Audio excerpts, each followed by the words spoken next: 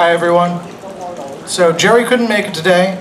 His mother is very sick and he is halfway across the country taking care of her right now, so he asked me to come over and say a few words on his behalf. Now, if you haven't guessed, I am Cuban American, and I think it's safe to say that Cuban Americans, Vietnamese Americans, Russian Americans, we have something in common. We know the evil of socialism, we know the evil of communism, and we know what's going to happen to this country if we do not stand up and fight now. And the best thing about living in a democracy is you don't have to take up a gun to fight, you don't have to use your fists, you knock on a door. That's actually what you use your fists for, pardon me. You can make phone calls, you can wave signs. I prefer the door knocking myself. Now, Jerry is a 30-year veteran of the United States Army. While many of us have experience with communism, family have been victims of communism, Jerry and his family have been fighting communism since Korea. His father fought in Korea and Vietnam. Jerry fought in the drug war. He fought in Latin America, and he still fought in the global war on terror. Now, Jerry is a very, how can I say this? He's not really doing me any favors as his campaign manager because he's a very humble guy, and he wouldn't tell this stuff to you, what I'm about to tell you. So Jerry was honorably discharged with 100% disability from injuries sustained in combat. And he doesn't have a Purple Heart because he said he didn't want one. And I, asked, well, what was it that put you out of commission after 30 years in the service as a master sergeant on leading a Special Forces A team? He's like, oh, well, I was in Afghanistan. I got shot in the chest, in my vest.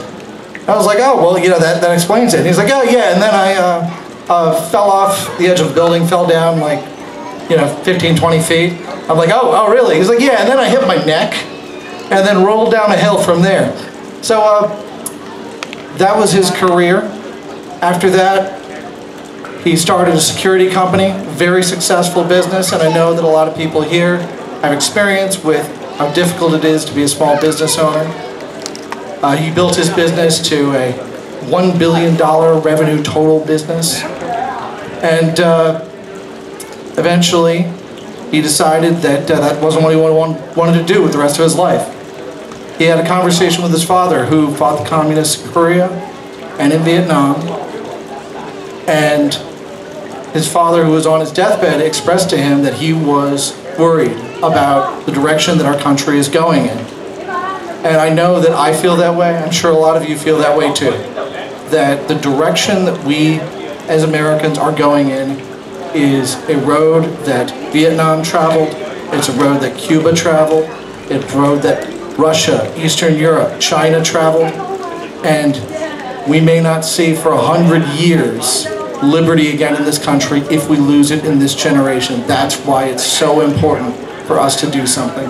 And that's why Jerry gave up his business and decided that he was going to devote his time to the cause of liberty. And so he joined Team Trump, and after a few years, working, fundraising for Donald Trump, Master Sergeant Jerry Torres decided to run here in Virginia's 8th District. And it's going to be a really fun campaign, my friends. Jerry is a brilliant and passionate conservative. And even though here in Northern Virginia we know that the Democrats have an advantage, we are going to make them sweat to keep this seat.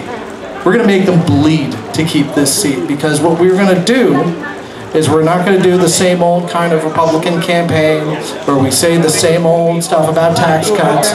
We're going to talk about the things that we care about deeply and passionately, and we're going to talk to the communities that have been underserved by the Republican Party, and we're not going to pander to them either.